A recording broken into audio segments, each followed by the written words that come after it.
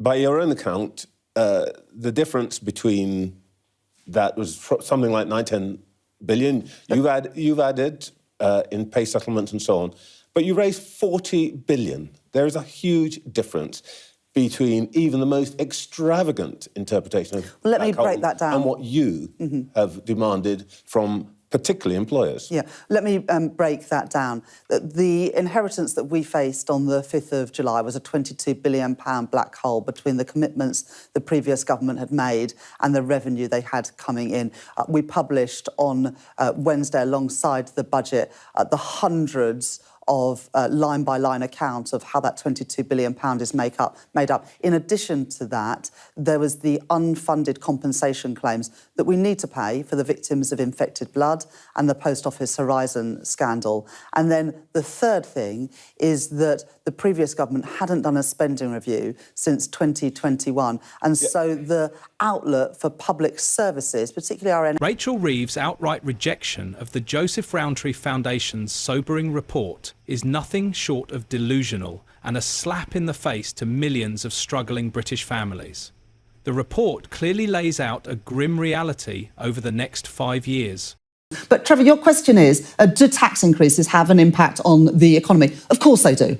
But imagine if I'd have done something else last October. Imagine if I'd have swept the problems under the carpet and said everything was fine. Then today, when we face the aggression from Russia, we wouldn't have the additional money to spend on defence. We would be in a situation where NHS waiting lists will continue. It's not additional money. You took it out of overseas aid. It's not additional money. You took it out of the international aid budget. Yes, we made that decision, but if the public finances weren't on a firm footing, we'd have to be raiding budgets to prop up the public finances. Instead, we were able to redirect money from international development to defence spending.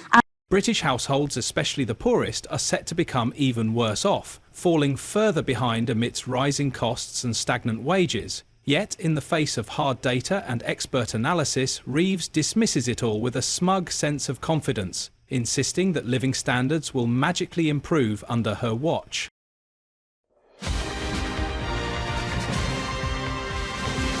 Well, let's say a very good morning then to Rachel Reeves. And what about that proposal, or he's thinking about it anyway, from Ian Duncan-Smith about banning EU migrants from accessing benefits here for up to 2 years? Well, first of all, the majority of EU migrants who come to this country come here to work, and they work incredibly hard and contribute to our economy. But it's also right that we protect our social security system and our public services from any abuse. And that's why Ed Miliband and Yvette Cooper said in March last year that there should be restrictions about when EU migrants can claim benefits. And in December last year, Ian Duncan-Smith announced that that would be after 3 months, and we very much supported that. To get further change, you'd need change to EU treaties, but we are in favour of the government working with other European countries to put in place those further restrictions, whether it be to child benefit or to job seekers allowance. 3 months to 2 years is something you would go along with. I mean, we understand Well, it. It would be incredibly difficult. We haven't had any proposals yet from the government. He said 1 to 2 years in that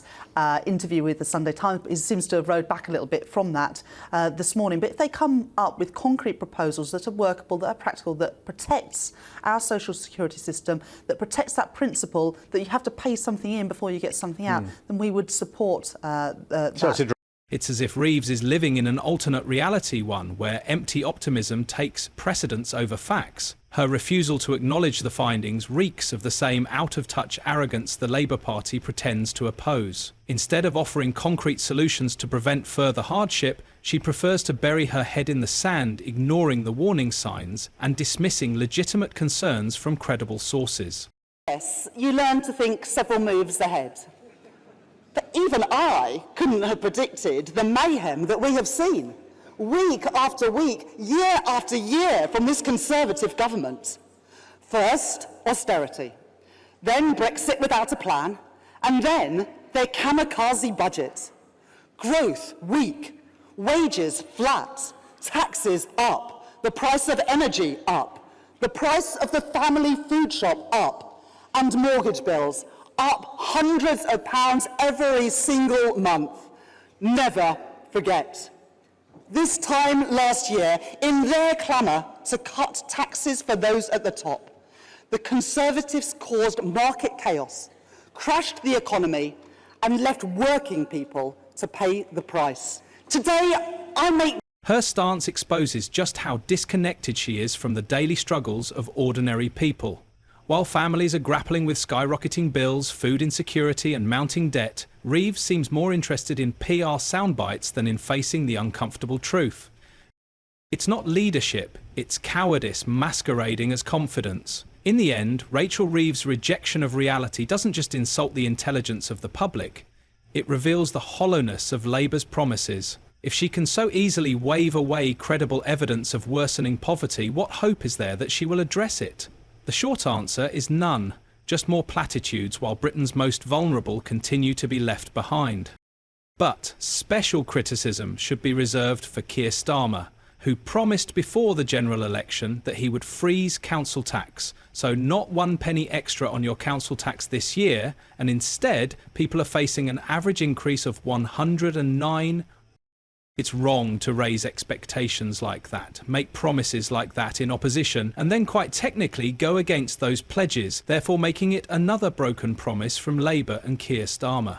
From 1 April, households across England will feel the squeeze yet again, as council tax bills are set to rise by up to 5%, adding an average of £79 to the annual bill for a typical Band D property. So the millions already grappling with the cost of living crisis will fall further into hardship. Frankly, the hike feels like salt in the wound. But in Westminster, it has become the latest weapon in the ever-escalating political slugfest. Conservative MP Stephen Flynn wasted no time pointing the finger squarely at Labour leader Sir Keir Starmer. Flynn. Thank you, Mr. Speaker. As everyone in the House will be aware, we're currently in the middle of BBC Anti-Scam Awareness Week. And of course, the advice in that context is always simple. If you see a scam, you should report it. So with that in mind, can the Prime Minister advise the House? Is he aware of anyone who's promised to reduce energy bills only for them to increase? Is he aware of anyone who promised to back business only to tax business? And is he aware of anyone who promised to protect pensioners only to pick their pockets for their winter fuel allowance? He branded the increase as another broken promise from Sir Keir Starmer. In a pointed statement, Flynn accused Starmer of posturing as the champion of working people while presiding over soaring local taxation in Labour-run councils. The public will see this for what it is, Flynn said. Sir Keir talks about arresting the cost of living, but families across the country are paying the price as Labour councils are hiking taxes and giving residents less in return. What did Keir Starmer say to the British population that he managed to con 10 weeks ago? He said, we're going after the gangs, we're going to border czar, we're going to stop this. He hasn't done bugger all. There isn't a commander, there isn't a border force commander. That job hasn't been filled. More and more migrants are coming every single day, because the truth is that Labour ain't got a plan. And I go back to it again and again. I spoke to Richard the other day. The Tories had a plan, nobody liked it. The Labour Party simply won power by criticising a defunct government that the public had stopped listening to. I swear to God, I look at this and I think this is just going to get worse and worse and worse. But Labour is not taking the attack lying down. Party officials were quick to counter, arguing that the government's systematic underfunding of councils has left local authorities with no choice but to raise rates to maintain basic services. They argue that successive Conservative governments have stripped billions from council budgets over the last decade, forcing councils to plug the gap through higher taxes. For Labour, if Stephen Flynn wants to talk about broken promises, he might want to ask why his government promised to fix adult social care only to pass the buck to local taxpayers. With a general election on the horizon, both major parties are jostling to control the narrative. For the Conservatives, council tax hikes offer a convenient attack line against Labour's tax and spend instincts. Their argument is alive and well. Out investment on day-to-day spending and on things that we need to build and boost our long-term productivity and growth. But yes, we've said that we would get debt falling as a share of GDP, we would balance day-to-day spending with tax receipts, and then subject to that, we would invest in those things to boost our growth and productivity, because that, Trevor, is absolutely key and has been the missing ingredient in the government's economic approach the last 14 years. if our economic growth had have been at the same rate of similar countries, OECD developed economies, over the last 14 years, our economy would be £140 billion bigger. That's worth £5,000 for every family in Britain, and would mean we could have brought in £50 billion of additional tax receipts without raising a penny of tax. So we've got to get our economy growing again, and that's... All right. So forgive me. Just so you've established that you're basically working in the same envelope. Well, it's not exactly the same envelope, Trevor, for the reasons that I've given, the windfall tax, the different VAT and business rates for private schools, for example. Can I come to that? Can I come to that? Are you feeling a bit sore that the Chancellor has shot at least two of your foxes, the windfall tax being one, the other one being the abolition of non-dom status?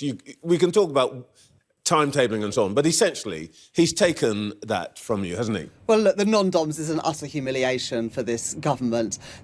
Alternatively, Labour sees the hikes as an illustration of the consequences of over a decade of austerity, which they claim has left local government finances threadbare. But while Reeves was dismissing facts from reliable sources that painted a picture of economic gloom that she didn't agree with on Trevor Phillips' show, something even more incredible was happening elsewhere. The embattled Chancellor admitted that she and a family member took £600 sterling seats in a corporate box at a Sabrina Carpenter concert this month. It came as Ms Reeves confirmed she would cut Whitehall running costs by 15%, which could result in the loss of 10,000 civil service jobs. The concert tickets revelation risks reviving the anger that erupted last year when it emerged the Prime Minister and his cabinet were enjoying lavish freebies, including clothing and concert tickets. Reeves was last year forced to vow not to accept any clothing as Chancellor after it was revealed she had taken £7,500 sterling for outfits while in opposition. In simpler words, Rachel Reeves and the Labour government are enjoying freebies, while thousands of families in Britain are struggling to eat and survive the harsh economic policies imposed by Labour. Expectedly, Ms Reeves defended taking the VIP tickets at the O2 in London on security grounds, claiming she could not sit with other fans because she requires close protection as a senior minister. I do now have security, which means it's not as easy as it would have been in the past to just sit in a concert, although that would probably be a lot easier for everyone concerned, Ms Reeves told the BBC. When asked if she paid for the tickets, she replied, "Obviously I'll declare the value of them, but they weren't tickets that you were able to buy." The backlash was swift, even from unexpected quarters. What made the issue more baffling was that it happened at a time when she was also being accused of ushering in a new era of austerity in order to balance the books. The damaging row broke out at the start of a crucial week for Ms Reeves, recently voted the least popular cabinet member in a survey of Labour Party members, as she prepares to deliver her spring statement. Dubbed an emergency budget by the Tories, it will see the Chancellor set out her response to a new economic forecast by the Office for Budget Responsibility watchdog that is expected to halve its growth projection for the coming year. You've said that you're no longer, now that you're in government, you'll no longer accept freebies. So was the Prime Minister wrong then to accept the donation from the Premier League of tickets worth £4,000 for the Taylor Swift concert? Well, I've said that I will no longer take donations for clothes. I don't begrudge ministers or shadow ministers going to football matches or pop concerts. Keir's a massive Arsenal supporter. Of course he's going to carry on going to watch Arsenal games. It was a Taylor Swift concert. You asked about football as well. It was a Taylor Swift concert. The gift was from the Premier League for the Taylor Swift concert. OK, I don't begrudge ministers or shadow ministers going to pop concerts and taking hospitality tickets, as long as it's properly declared. I don't have a problem with that. Mish Rahman, a member of Labour's ruling National Executive Committee until last year, called the Chancellor Scrounger Reeves, asking how she could justify her free tickets as her fiscal rules hit the most vulnerable. Shadow Cabinet Office Minister Mike Wood said, "It is shocking that Rachel Reeves has been partying in a VIP box at a pop concert as families across the country suffer the consequences of her economically illiterate decisions." Keir Starmer told the country that his government's addiction to freebies was over, and now his Chancellor is having to defend taking yet another freebie. Irrespective of whatever Reeves says about her actions, the public backlash has only started as more people warn that any plan to bring back austerity will be devastating for the economy and the people in Britain. If you find this political discussion illuminating, like the video and subscribe to the channel for more fascinating political content.